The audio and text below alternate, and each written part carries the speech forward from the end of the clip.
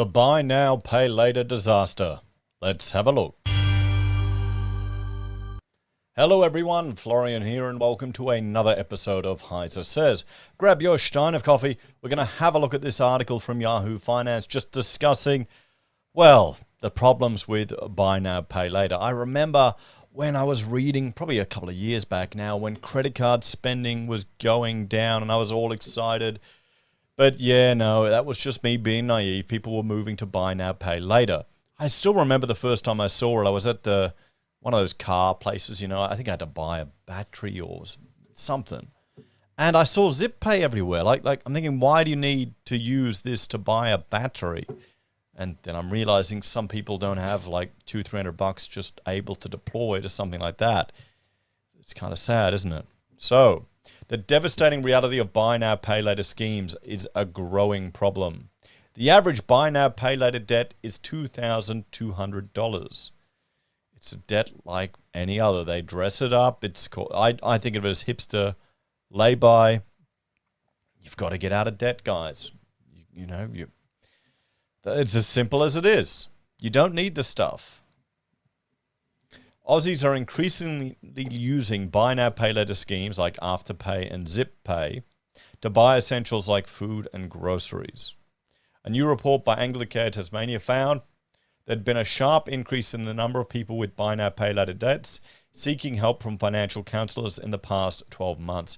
I remember we looked at an article a few days ago, probably a week or two ago now, where this family was so desperate they were using buy now, pay later to get gift cards and then to use those to pay for their foodstuffs. And it just compounded all the disasters that had beset them. Based on a survey of its financial counsellors, Anglicare found many clients were prioritising paying buy now, pay later repayments over other essential expenses like food and rent, while also using the service to pay for essentials. So they're stuck in a debt trap. They're really stuck in a debt trap. This is a growing problem. Buy now, pay later debts are more common than a year ago, and many people are struggling to repay them. Anglicare Social Action and Research Centre researcher Dr. Alexandra King said, buy now, pay later debts add another layer of complexity and difficulty to an already complex picture of indebtedness. The average value of the buy now, pay later debts amongst clients was $2,200.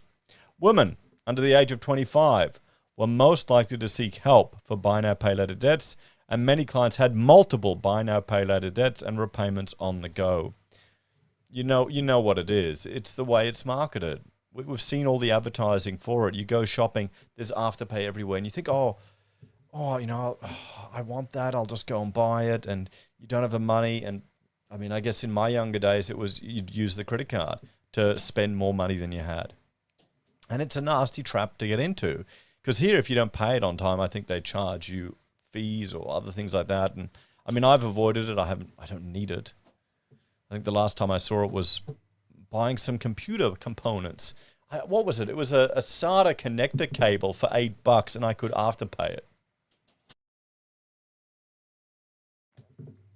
Well, here's a story, guys. I've gotten spoiled with online purchases with Amazon Prime. Delivered the next day, boom, delivered.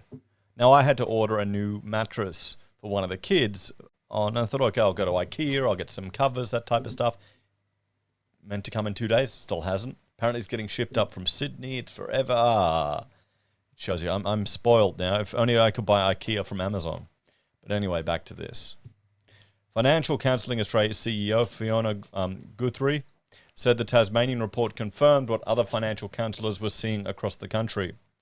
These findings back what is happening nationwide. Soaring numbers of people resorting to buy now, pay later just to get by, and consequently soaring numbers of people dealing with buy now, pay later debts.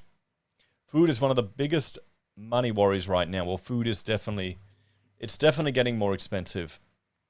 My concern is that with the recession, you'll get people eating worse food, but then again, the majority are on the standard Australian diet, which is terrible. Finder's recent cost of living report found 43% of Aussies were stressed about grocery costs, ahead of housing, 42%, and petrol, 26%, and energy, 23%. Half of Aussies have been forced to cut back on their grocery spending to cope with rising costs.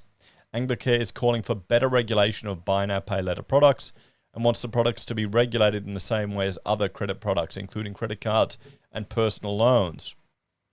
It also wants the government to increase income support payments so people don't have to rely on buy now, pay later or high-cost credit products. So there you go. Well, let's have a bit of a talk about this one. I mean, this is a sad situation where people are getting so desperate they are, well, using these schemes to just buy food and groceries. When you get to that point, you're just digging your hole even deeper. I mean, what can you do? Encourage people to seek out help, counseling, and financial support earlier. One of the hopeful advantages of going to these organizations is that they can get, well, the debt collectors off your back and set up arrangements to manage it and make it easier. And then you can get your finances in order. And you want to pay off the debt. You want to get rid of the debt. Use the debt snowball technique.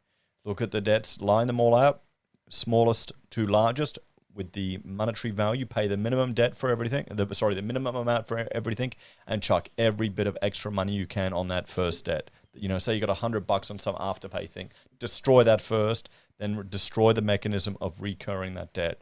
You want to get the psychological victory of going from one to the next. Now, other people will tell you, no, that's not the smartest way to do it. You want to pay the highest interest first, because then your money's working for you better. I understand and appreciate that, but we're talking about people who've got themselves into a mess and they need a victory and a win just to get the psychological benefit of feeling good and conquering something. Maybe you knock over the first few using that method and then you move to the more cost-effective or the monetarily beneficial method of attacking the bigger interest payment. But you need to get some wins under your belt and dig yourself out of this debt. Stop. Sell all the shit that you can and just get rid of all of your expenses. But when you're getting to this point, when you're having to depend on Afterpay to pay for your food, something has to give.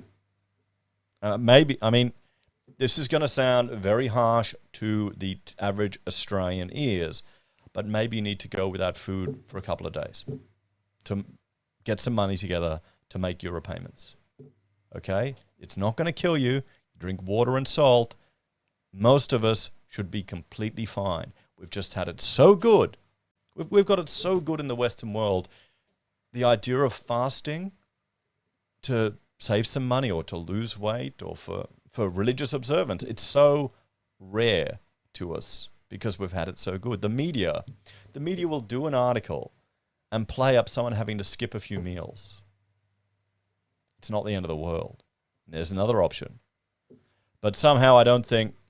Can you imagine me as a financial counselor? Have you skipped meals to make your afterpay payments? Yeah, that one. I'll get fired real quick. Tell me your suggestions, guys. As always, thanks for watching. Check out HeiseBim and Heise Does. And if you're a fan and enjoy the content I discuss here, you can support us on YouTube or Patreon. Use our referral links, buy our pocket squares, or call us if you need an architect. Take care. Have a great day, and I will see you all in the next episode of HeiseSays. Bye for now.